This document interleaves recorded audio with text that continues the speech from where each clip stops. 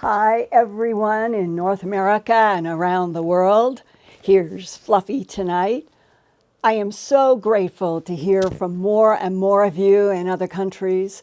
And since last week's broadcast, we broke through 167,000 subscribers. Thank you, thank you. My original goal was a celebration at 175,000 on the spring equinox, but we still have a ways to go. So I want to change our Earthfiles party from next week in March to June 23rd for a summer solstice celebration, one of my favorite days of the whole year. And by then, with your great help, we can try to reach the 175,000 mark.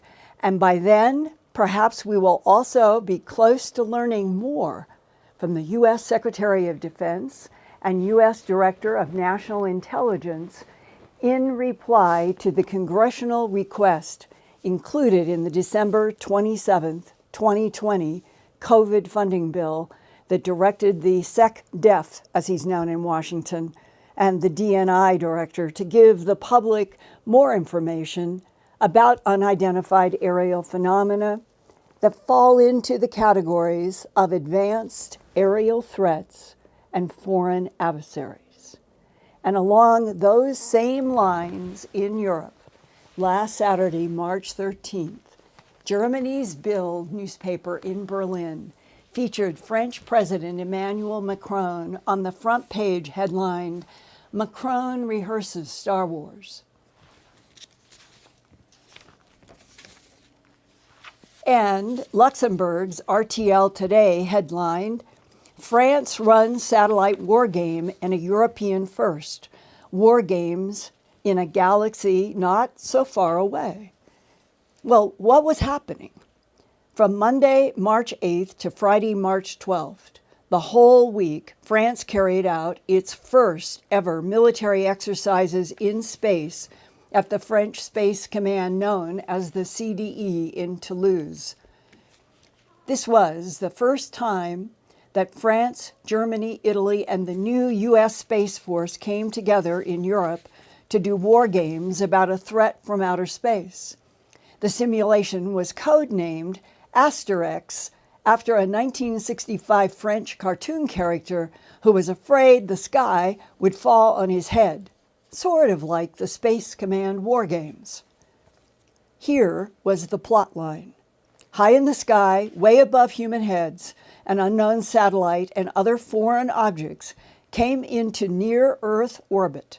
People had to be protected from sky attacks from the unidentified extraterrestrial intruders. So, in this March 2021 war game exercise in France, the Earth Space Command fired anti-satellite weapons at the foreign objects orbiting Earth. Wargame participants also pointed out that another international threat are satellites from any country or foreign adversary that can be camouflaged as civilian but are actually military-directed energy weapons.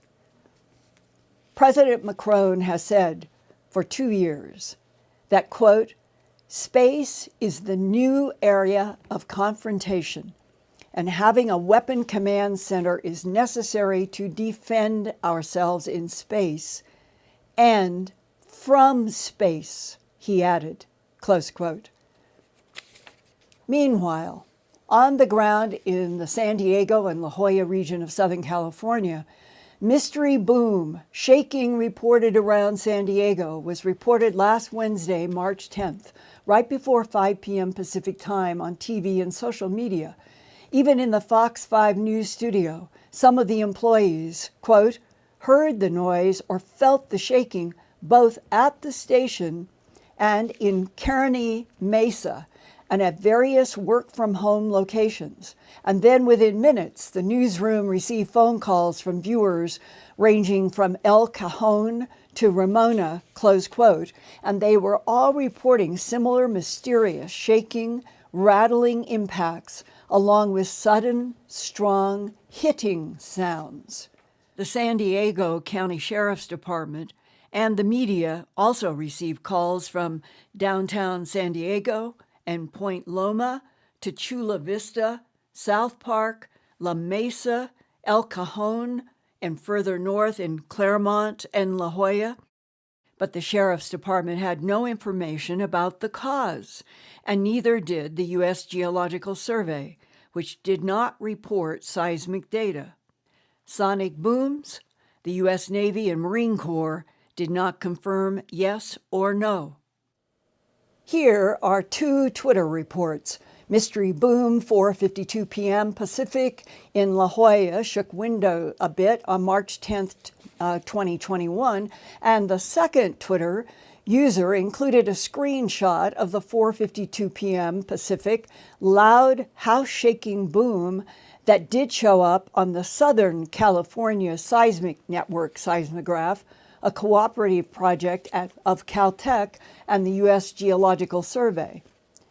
This morning, I was able to talk with one of the March 10th ear witnesses at his home in South Park, about 4 miles northeast of downtown San Diego. He is an independent marketing consultant and asked that his name be withheld, but he has now heard the same strange impact sounds repeating about a month apart in his South Park home. I've now heard the booms twice.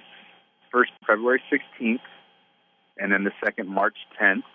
Both I was at my house here, but I was in different spots of the house. So on February 16th, I was sitting in the main part of my house, and we have these glass panels that open up completely, an accordion to the side so that the side of the house is open, but they were closed at the time.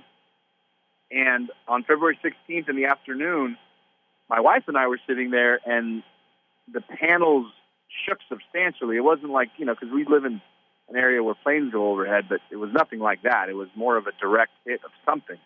We looked and there was nothing. And then it happened again, and there was clearly nothing up against the panels because you could see right through them. So we thought it was strange. We thought maybe it could have been an earthquake. But growing up in Southern California, I knew it wasn't an earthquake. You both heard an impact on the sliding glass doors twice, a few seconds apart. Yes, it was 2 consecutive, for sure. Why dismiss a plane going through the sound barrier? Well, it seemed more of like a compression. It wasn't a prolonged rumble. It was more of a boom, and then it kind of rattled, and then another one, a boom. And so, just being where we are, we live under the flight path. It was nothing like that. And the only thing that I can compare it to versus even an earthquake, because of the sudden impact, was almost like a bird flying into the glass panels. Then that night, I saw a local reporter who had mentioned something, and I go, oh, wow, so it wasn't just me. And then he asked the Twitter sphere, anybody else hear these sounds? And I started looking on the replies, and there were people from all over, all throughout the region. And so I thought, that was very weird. It's very strange to me. And then when it happened again on March 10th, 3 or 4 weeks later, I was in my garage, which is maybe 30, 40 yards from my house. And I had my garage door closed, and I was working inside my garage. And the garage panels, which are a different material, more of like a metal material, responded the exact same way. It was more of a boom with a little bit of a shake, like almost like something hit it, and then the garage was then shaking because of the impact. And then it happened right after again, and I thought immediately that's the same thing. It was the same exact thing. So now there's a pattern, and subsequently there's been more media and more news following up on it. So it seems to me like it's something going on, but I don't know what it would be. 3 days later, on March 13th, 2021, I received an email from E. Simmons, who lives in Phoenixville, Pennsylvania, about metal sounds in the sky. Phoenixville is a borough of Chester County, Pennsylvania. It has about 16,000 people, 28 miles northwest of Philadelphia, where the French Creek comes into the Schuylkill River. And here's what she sent me on March 13th. She says at around 2:43 p.m. Eastern Time, March 13th, as she was writing this that day, and says it was about 10 minutes before she started writing me this email, we heard extremely loud metallic sounds like a combination of rushing, grinding, and reverberating sound coming from the clear blue spring skies over my town of Phoenixville, Pennsylvania. The windows in my single-family home are closed today because the temperature dropped about 20 degrees overnight, but I was actually able to hear these noises from inside. At first, I thought maybe I was hearing something metal and extremely heavy being dragged across asphalt.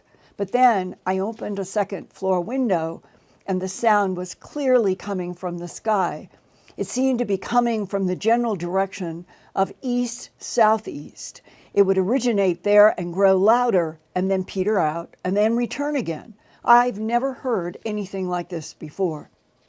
As I was listening through an open window on our second floor, I noticed that our neighbor across the street walked out of his front door and looked up at the sky in bewilderment. I tried to get video of this from our backyard, but the sound on my very old iPhone did not cooperate. My husband was in Philadelphia while this happened, so I immediately texted him to ask what he was experiencing, and he heard nothing. The sound was not continuous. It would begin and peak and then wane, kind of like a huge sheet of metal being struck and allowed to vibrate or resonate with grinding noise thrown in. This is the only explanation I can come up with, but it seems inadequate. There was no musical quality to the sound.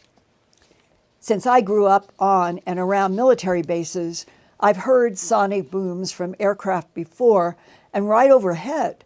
Linda, this was not a sonic boom. It also was not the sound of an airplane descending. Sometimes that can sound like a fast rushing, but this was different.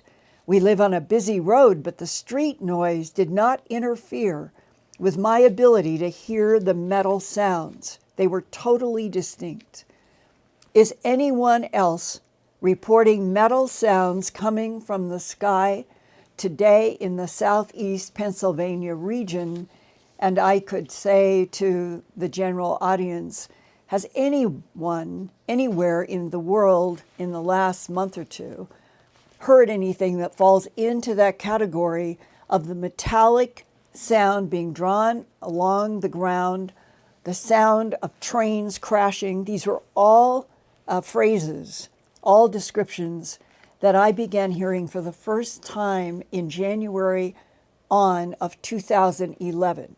That is in Earthfiles, where I've got 200 boom reports, and that if you go into them and go from 2011 as you come up to now, you will hear these descriptions that even include more musical trumpets, but it's that strange metal scraping and the boom.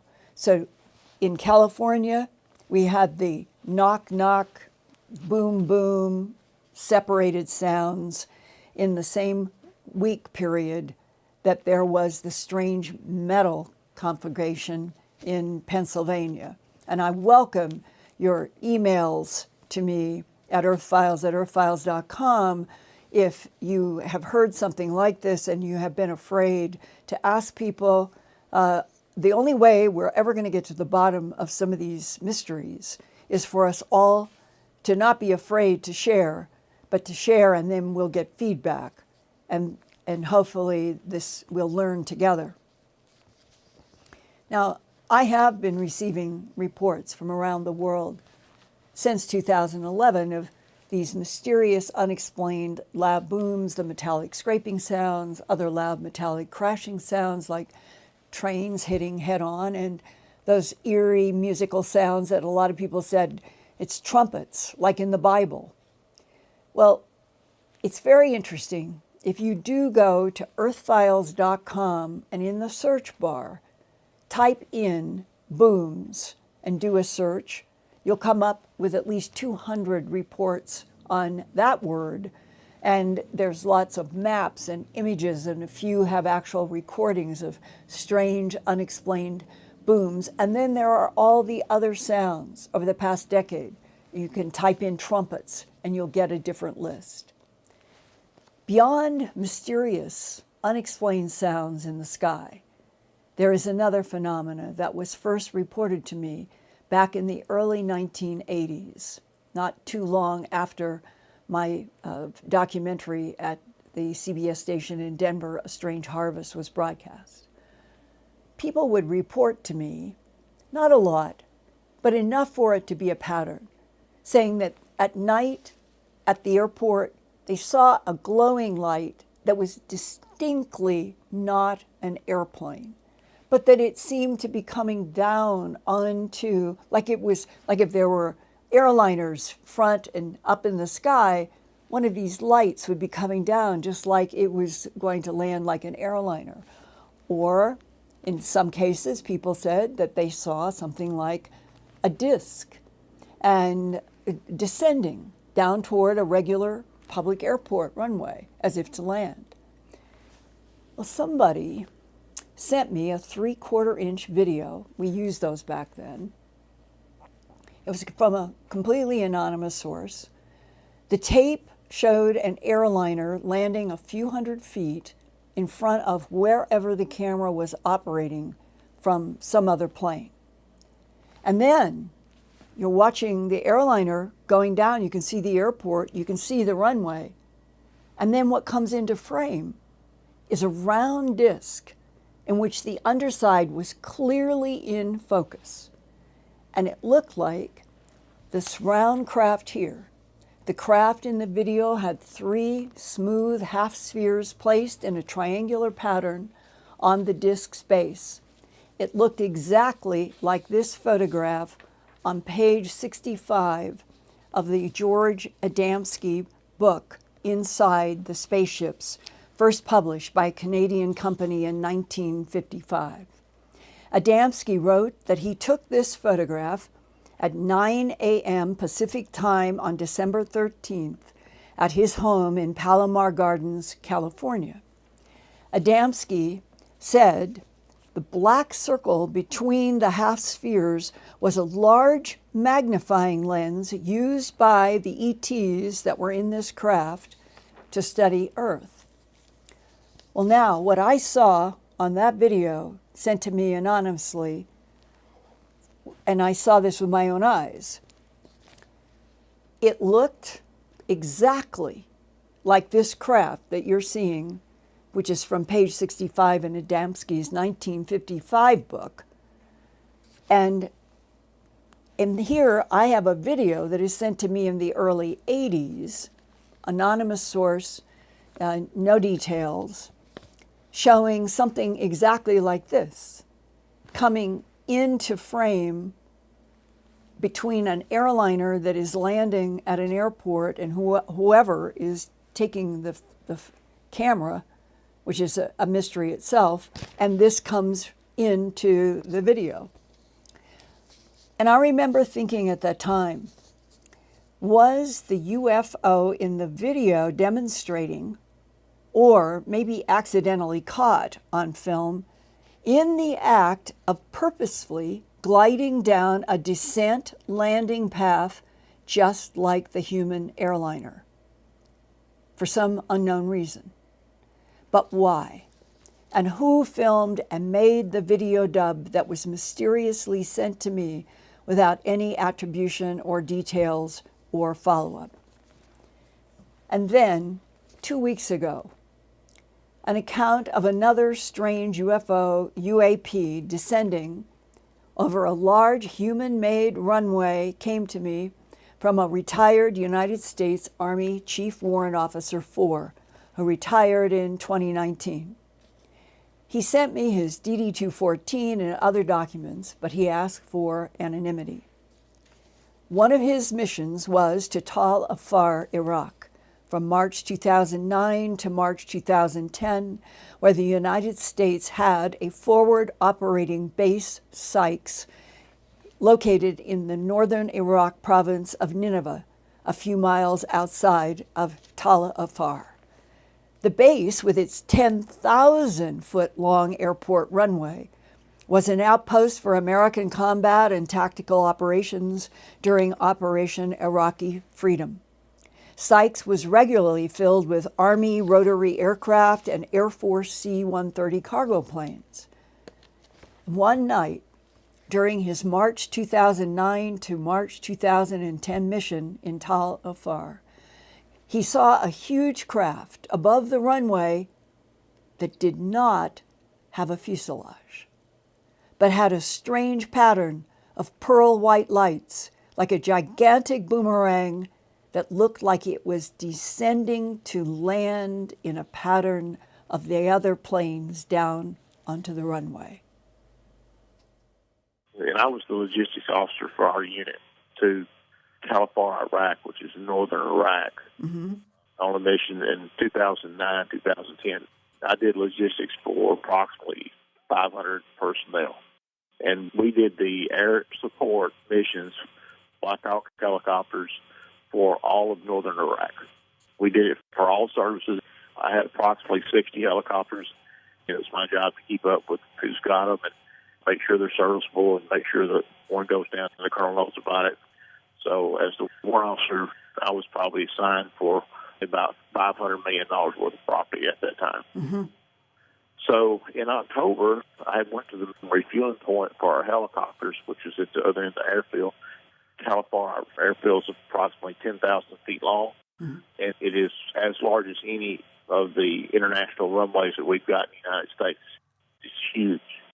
And you're talking about October of 2009, and the runway itself is 150 feet wide. I was on my way back, and I guess it was about maybe 11 o'clock at night, no clouds. And I was walking back to my quarters, and I looked back, and when I looked back at the end of the airfield, I'm like, what the hell is that? A craft, perfect boomerang shape, black, under each wing, like 4 bright lights, and then maybe a light underneath the center. And that's what I observed that night at the airfield, starting at the end of the airfield on the approach end of the runway that they were using that night. I am a certified pilot, and how far is like 1,300 feet AGL. So I'm looking, and we had all kinds of heavy aircraft coming in and out of our base because we were a logistics hub for northern Iraq. So I'm looking at, and I'm waiting for this thing to move, and it don't move. It's just sitting there. And finally it starts to move. But then I see how big it is. This thing is like an 1/8 mile wide. 1/8 of a mile wide. It covered the whole runway, just like it was making approach and coming for landing right down the middle of the runway.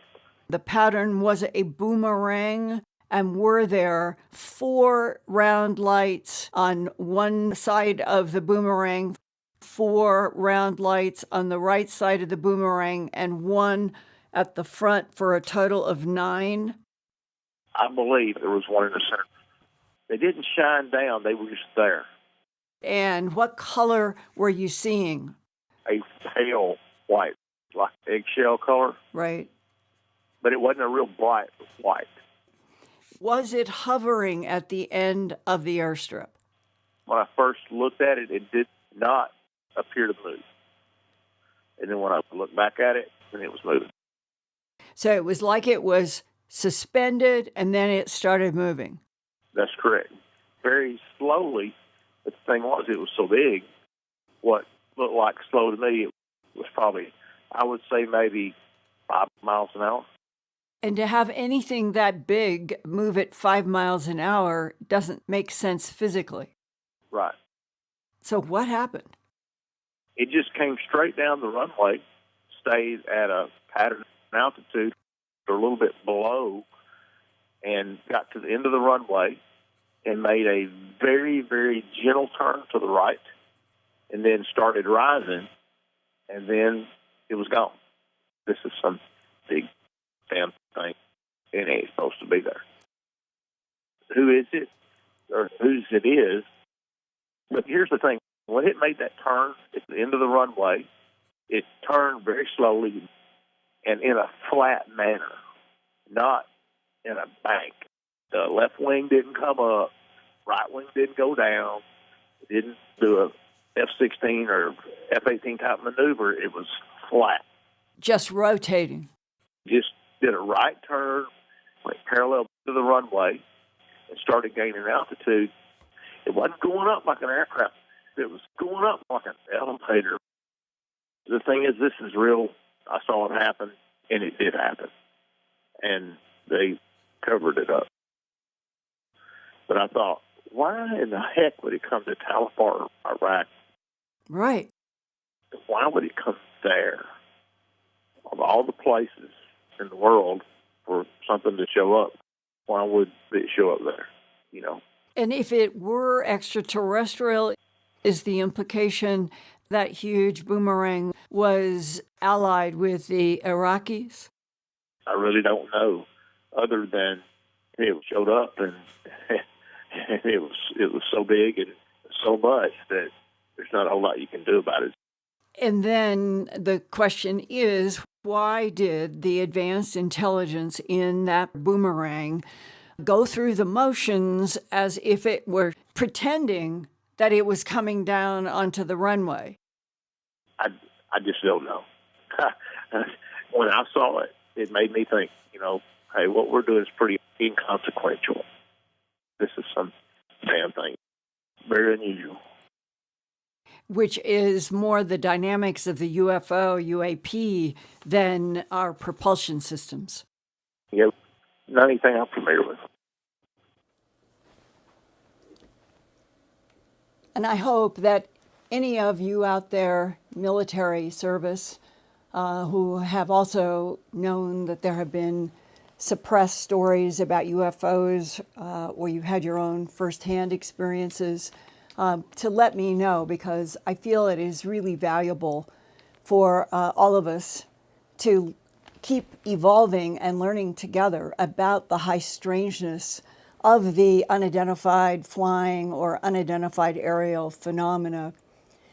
Because it's here, it's on this planet, it has been here for a long time, it's throughout the solar system, and it is way past time for all of us to be dealing with real facts about it. And do the booms, the metallic sounds, the trumpets have anything to do with a non-human presence on this planet? As it's been described to me, for at least 270 million years, there have been 3 competing extraterrestrial civilizations using Earth, using the solar system, based in the moon and other moons in the solar system and planets. And if that's the case, then would it explain some of the highest strangeness after a decade of more than 200 cases that I have dealt with? One of the strangest details, and it repeated and repeated, but it does not have logic. But this is what people would report. House A, 3 houses on the right, 2 houses on the left. Residential street in between, 6 houses across the street. I interview the Smiths in this house. They have even a crack in the cement of their foundation that was not there before they heard this tremendous boom, thought that something like a bomb had gone off. And they find the physical evidence in their foundation. It was off to the left of their front door. They felt the house shake. They are literally terrified, and they run out. This was a case where they ran out onto the street. And there's nobody in the houses to the right, to the left, across the street. Nobody else is coming out. And what they learned is they were the only house on that block who heard this tremendous sound, had the crack in their foundation. Another, Mark Wood, the retired Navy captain, he's helped me on a lot of the stories that have ranged from what's going on in Antarctica to some of these whole issues about the strange sounds and what could make them. And I talked with him when we were getting reports about 6-7 years ago, where some people would say the sound definitely came and hit the bottom of my shoe. It hurt the bottom of my foot. Somebody else said, no, it came through the roof. And they would be in the same town, sometimes on the same block. It came from below, somebody came from above. And one day, Mark Wood called and he said, Linda, I've just had the experience myself. He lives in Boca Raton, Florida. He said, I was in an upstairs room and there came a thump, a big heavy, like something was thrown against the wall, sort of what like they're trying to describe down in the San Diego region. And he said, I know it came from above, and I know that it has to be a compression wave. It didn't come from below the house. It came from above, and it hit only on one wall side of the house, leaving the question for him, the people on the street, where only one house, what's going on in San Diego. What is the force causing the energy to create a compression wave on one house in a block, one house in Boca Raton on one wall, and then all of these repeated bang seconds, bang, that have been happening down in San Diego? For any of you out there who may be scientists who know more about this, maybe some of you have been studying this, and it's another one of the subjects that we may not be learning the facts about for reasons that are unknown. I would love to hear more from a lot of you, because this doesn't go away. This is something that has been persisting for an entire decade. And here it is again. And in that same week, we get the reports from the San Diego region, and then the strange metallic sounds in Phoenixville, Pennsylvania. March 10th, California, March 13th in Phoenixville, Pennsylvania. Does it have anything to do with interactions by technologies used by other intelligences that can work among us, above us, and below us, completely invisible to the human eye? So now, Ian, thank you for being there and interacting with the chat, and I would love to know what's on people's minds and what questions they have. Hi, Linda. Well, first of all, I'd like to say thank you to everybody who's contributed in the super chat this evening, and I'll just go through the names that I've managed to write down, although I may have missed a few. We've got Moonbird, Dave Goodridge, TNC, Chad Mitchell and Michelle, Alina Cubino, Sonia, Terry, Smarter Than, Carl Balsamer, Caroline Boyce, Ron Schuler, Serial Dog, Carl Bittner, and a lot of people are wishing you a happy St. Patrick's Day as well, Linda. So happy St. Patrick's Day as well to everybody to our Irish viewers as well.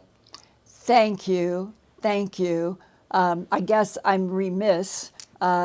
We were doing so much work today, and if you knew what other projects I've been working on, that I have been sort of disconnected from the cycles on the calendar for a while, because I've been doing so much multitasking.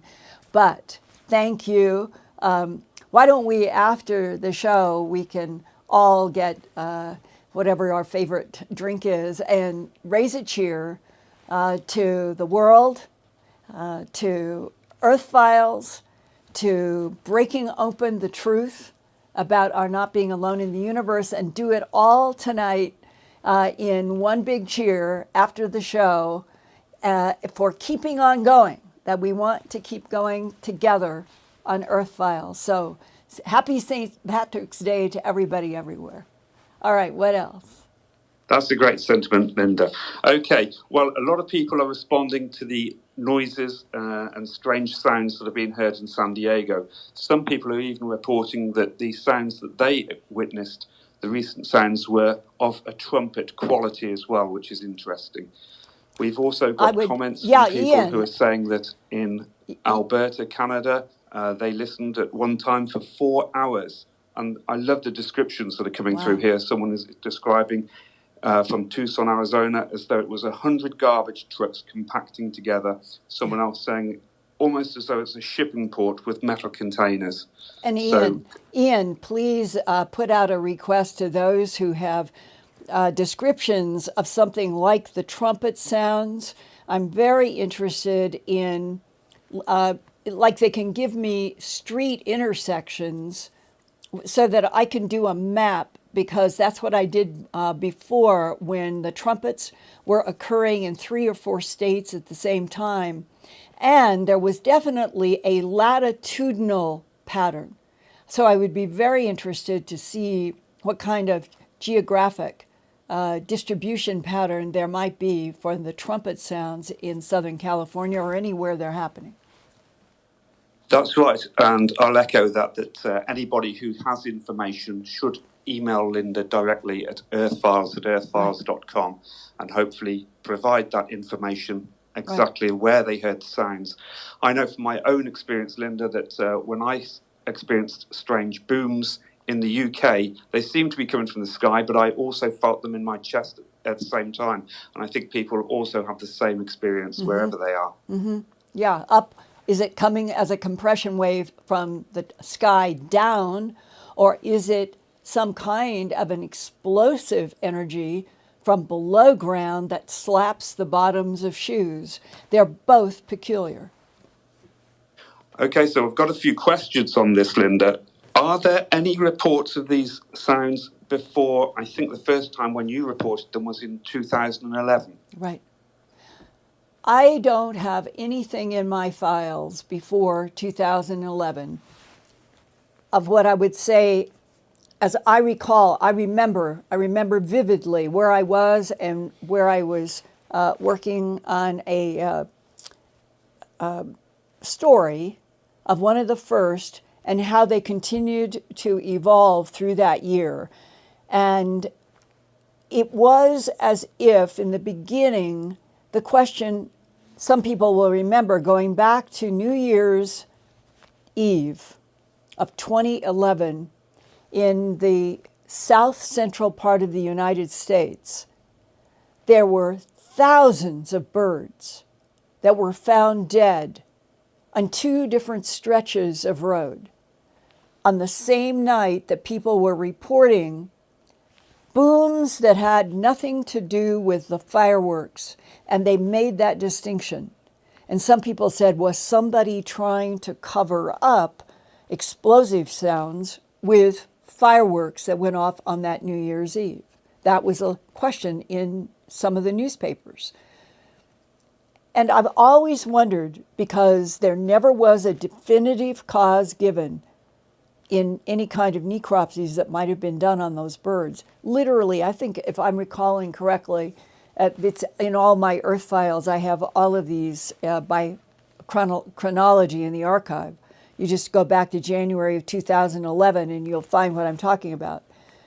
But I'm remembering something like thousands of birds were found after New Year's Eve night. And it was a big mystery, but simultaneously people were reporting these loud, huge, booming sounds. And over the 10 years now, we're at 2021, there have been occasionally deaths of birds or animals somewhere in, let's say, the timeline of some of these events. It doesn't prove that they are connected, but it raises a question: what is the energy system? Whether it's metallic, whether it's explosive, whether it's trumpets, something is generating it. And that's what we all need to work together. The more we report, the more we can investigate, the more we may find out. So thanks, Ian. Well, that was my next question, basically. We've got what are essentially 3 different types of sounds. We've got the booms, the metal or metallic sounds, and also the trumpets. The question was whether or not they are all from the same source, or are they connected in some way? It is a good and profound question that has been in my mind for the last decade, and I don't have an answer. But with all of your help from around the world, if we just keep communicating more, we may learn more. So let's put this as one of those subjects that we don't know the source, but one of our challenges is to find out or figure it out. Go ahead. What's another question? The other questions and comments are referring to the incredible report you've had from the United States Air Force officer who's witnessed this strange craft. Linda, would you say that this has some relevance to the craft seen over the Hudson Valley, or the craft perhaps seen over Phoenix, the so-called Phoenix Lights? The common denominator is something that is somewhat boomerang shaped, that has light configurations that are not always the same. In this particular one in Iraq, he wasn't absolutely certain, but thinks, and he sent the drawing. So that's his independent work and memory, with the 4 lights on each of the panels or wing affairs of this boomerang, and then the one in kind of front and center. If we went back over the last 70 years, all the way back to Roswell, and add another decade to Missouri, Cape Girardeau, if you started putting in a piece of paper, what are the most common designs? I think one of the most interesting anomalies is that, at least in terms of documents that have proved to be solid and they've held up in history, that even in Roswell, that what was actually found and retrieved by our government was not round. It was described by ranchers, it was described by documents as being wedge-shaped like a piece of pie. So there, in a strange way, is the first pattern description that was not in the so-called category of a flying circle, a flying disc. And in fact, if you go to Kenneth Arnold's work, Kenneth Arnold was the insurance man from Idaho who reported flying along Mount Rainier that there were these 9 craft, and that they were skipping as you would skip saucers across water. I have an autographed copy by Kenneth Arnold of that book. And in that book was a photograph of an illustration that he worked with a professional illustrator. And those were not circular. They were curved in the front, and then they seemed to come in sharp wings and come to some sort of an inner body. And I'm bringing this up because this whole description of boomerangs, triangles, lens-shaped discs, curves that have the 3 half spheres underneath the bottom, long cigars, what I've just talked about in whether you're talking about the wedge-shaped like a piece of pie or the other. The boomerang is something that was not commonly described. Ian, I would say that it really didn't even come into historic discussion until the New York investigations, which were in the mid-1980s, correct?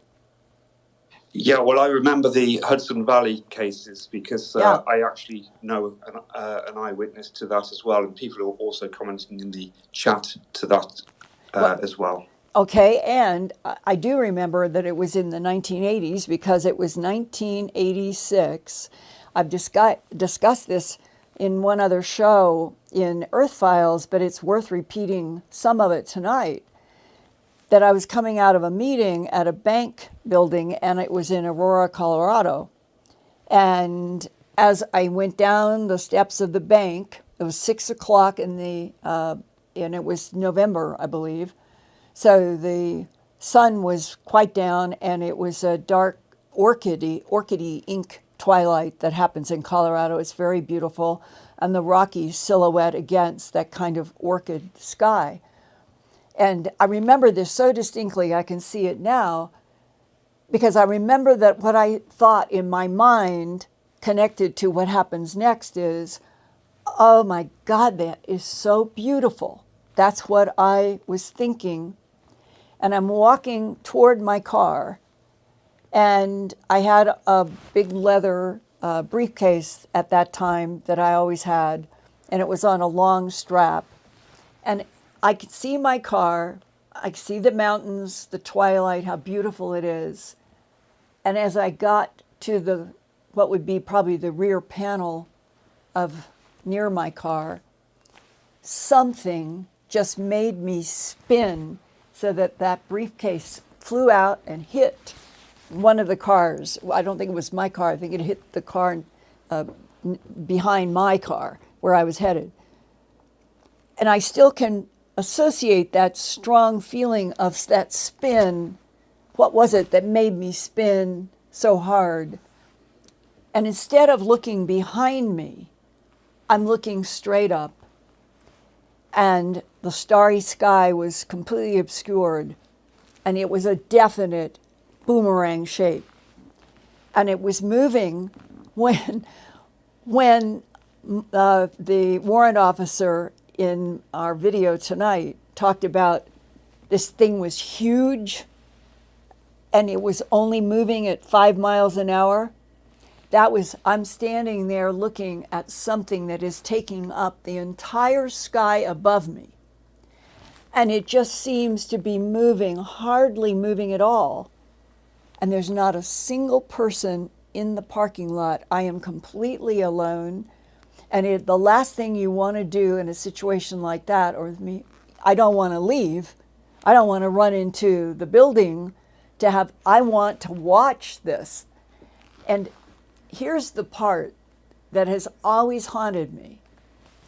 Where it came together in the front, moving so slowly, was 6 layers of, if you could imagine, if you're standing outside of a hotel or an apartment that has balconies, and they all have those where you've got metal coming around in a terrace to protect people, and imagine seeing something that looks like vertical pipes or tubes or something that are showing each of those 6 layers that come to a strange boomerang in the front, and then all of those 6 layers came back and tapered to what looked like the facets of a crystal. Like if I went into a silver mine and I got a quartz crystal.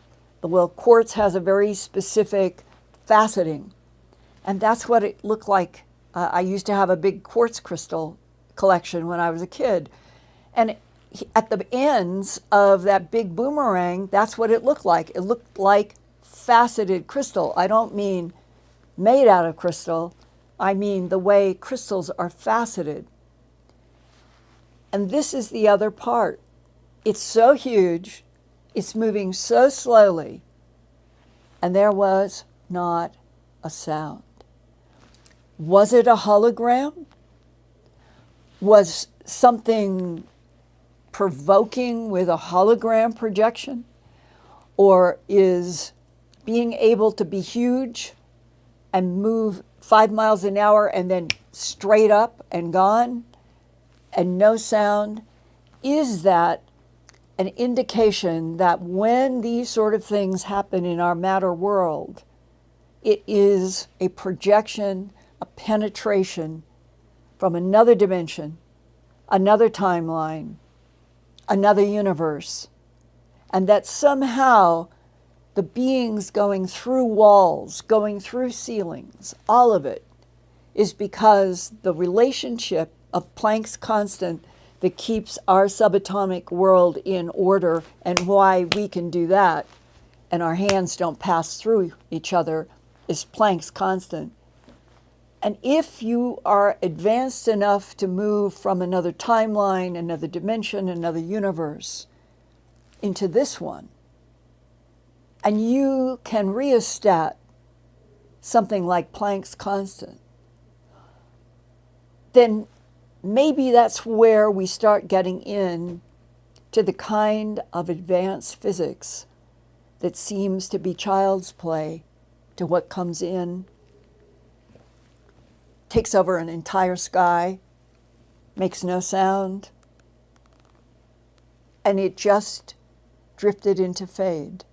That one, my experience was not the many where they are watching something that is still like this, and then exactly as the warrant officer said tonight, here it is moving at 5 miles an hour, and it looks like it's coming in on an approach to that big runway, and then goes straight up. So many of the UFOs, their departure is from a still straight up. So that's just for openers. It's so complex. Ian. Well, thank you for sharing that, Linda. It's interesting to know that you've actually had your own sighting of the craft yourself. Yeah. With detail. Thank you. Okay. Someone else is asking, Linda, what you can tell us about what you know about the alien autopsy. And I'm assuming that you're referring to the only one that I've ever really investigated and documented in Glimpses of Other Realities, Volume 2, my third book. And that is what is also known as the Santilli film. That's the one that they're referring to, the one with the six depiction fingers. of the alien with the damaged leg. Yeah, and the 6 fingers. That was the big delineation between that type, and before, all of the grays, most of them had always been described as having 3 fingers or 4 fingers. And suddenly here was film, allegedly of an autopsy, in which there are 6 fingers, and in the book I show with a graphic overlay, there are 6 toes, 6 fingers. And why I personally was convinced that this should be paid attention to started with a person in New Jersey. I lived in Philadelphia for a period of time from 93 to 2013. And in that decade back there, I also met people who had served in military or had worked in intelligence. And one particular individual who lived, I believe, in Delaware and went up and down the East Coast told me that he knew for a fact that the 6-fingered, 6-toed being in the Santilli controversial film was real and had details to share with me about that autopsy and what they found in the brain and the strange organs in the extended abdomen. It was like, not like a pregnancy necessarily, but an abdomen that came up and had very strange organs. Then in it was in the mid-1990s, that I got a contact with a man who had worked for the CIA, had developed terrible diabetes. When he got a hold of me, he said, I do not think that I will be on this planet much longer, and I would like to share with you some of what I know. And he gave me, totally unprovoked, there was no front loading, but he ended up talking to me about He's seeing in a CIA no windows building in a military base in the southeast of the United States, where they reported to the CIA in Langley and to Fort Belvoir all things related to studies of films having to do with whether it's autopsies, retrievals, craft in the sky, all things associated with UFOs and ETs. And he said, when I heard about this film by the Santilli group out of London, he said, I saw it, and that is film that we saw in this military base. And he went much further, saying that he had been to Area 51, that the inside of the Papoose Mountain down underground. He described various types of not just discs that appeared to have come from some kind of UFO retrieval, but that there was also technology that had been retrieved from the Germans in World War II, and that it was there in the same underground archive, study, investigate structures. And when you come to the question of, if you listen to abductees, and I've done about 1,600 interviews with people in the abduction syndrome, you come away with who are the tall whites, who are the blonde Nordics with bangs, who are the blonde Nordics that part their hair in the middle, who are the ones that are 7 to 8 feet tall, who are the ones that are 5'2", who are the ones that appear as humanoid lizards, who are the ones that appear as humanoid alligators, that make horses jerk and nearly knock off a rider. That happened in Colorado, and she told me back when I was investigating animal mutilations, when I rode my horse on a path going back out of the pasture home for lunch, and that horse came straight up, and I was hanging on to mane, neck, muscle, and anything I could, not knowing what would happen. And she said, when my horse came down and I was holding on to the reins, making my horse go forward, there was, she said, at least 8 foot tall, looked like a standing alligator right around the bend, and that's what my horse was reacting to. Well, there's no follow-up. There's never any ability for humans to have follow-ups with these encounters, whether it's in a ranch, up in a mountain, on a lake. But they begin to gather because people from around the world, it isn't isolated to a town, it isn't isolated to a state. These descriptions are around the world. Reptilians, humanoids, grays, and I think today it is fair to say, no matter who the six-fingered ones were, or where their origin is, or what their relationship is with any of the others, it is very clear that the dominant non-human in the abductions are the grays. And today, in 2021, I'm pretty much convinced that most of the artificial intelligent grays that are in people's bedrooms and take them in a beam or take them through a wall, or take them into a craft, they are artificial intelligence, programmed to do this, programmed to deal with Homo sapiens sapien on Earth, and they are doing work for something else. How high and broad do the progenitors go? And I don't know anybody who has that answer. If anybody listening tonight does, let me know. You can use proton mail, FedEx, hard mail. So, Ian, that is just for openers how complex the landscape is when we are not being educated and oriented by the power brokers of our own planet who do have some of the answers.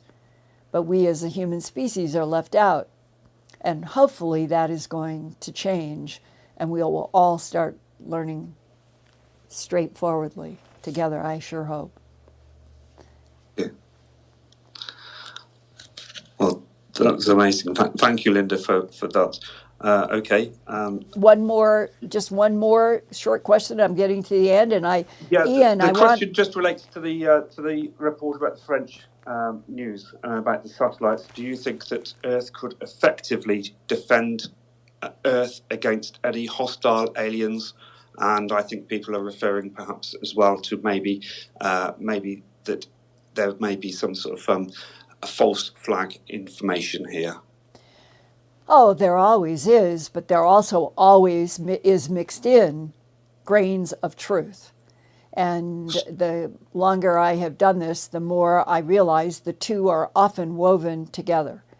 And the issue of what is the true state of our human ability to interact with militarily, or hopefully with peace, other intelligences, I think it comes down to what Lynn Buchanan described in that interview that I did with him about the friendlies, the neutrals, and the hostiles. And until we know exactly what our governments know about those three categories, we're speculating. So there's no question we have allies. And I have been told that the allies that we have from other places in this region of the Milky Way are very strong. And if that's the case, I don't see why we cannot just simply be told, just like there is on Earth. We have friendlies, we have neutrals, and we have hostiles.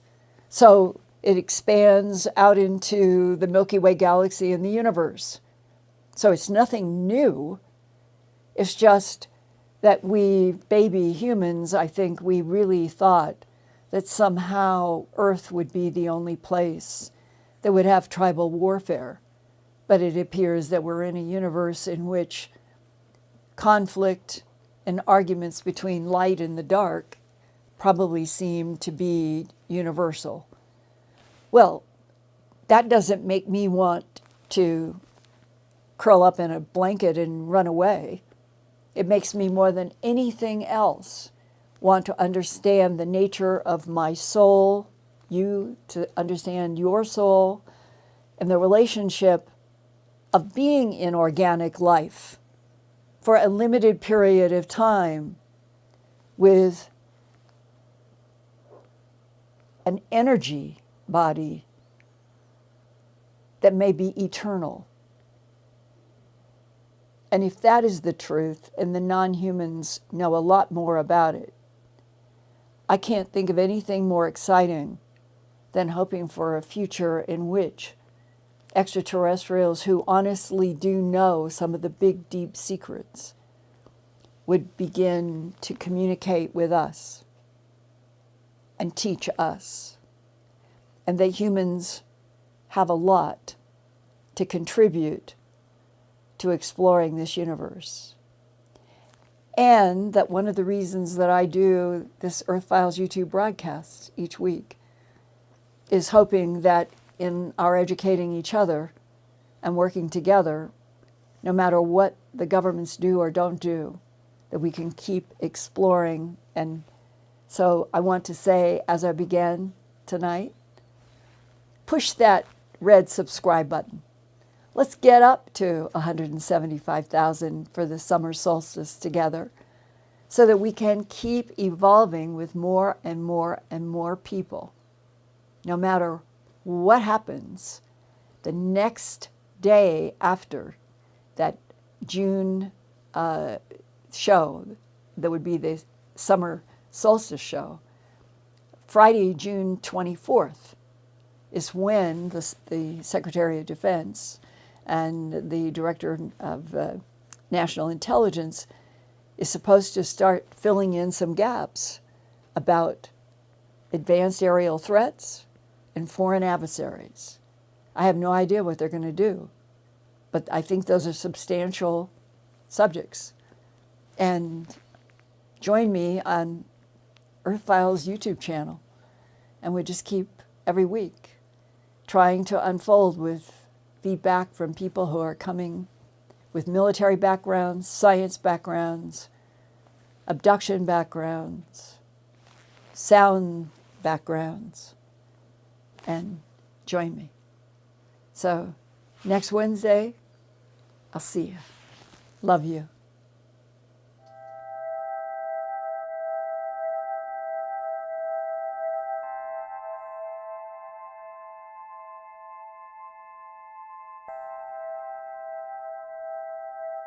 Turn on closed captions for YouTube videos by clicking the white CC button on the lower right. The default language for Linda's videos is English. If you would like to see the captions in another language, click on the white Settings button next to the CC button. Select Subtitles CC, and then select Auto Translate. Select a language, and the captions will now appear in that language. Sort of gone through, and they will hold their heads. I never had a cat do that before. And they'll pull against the comb, helping me get out snarls. And I think it's the best they've ever been.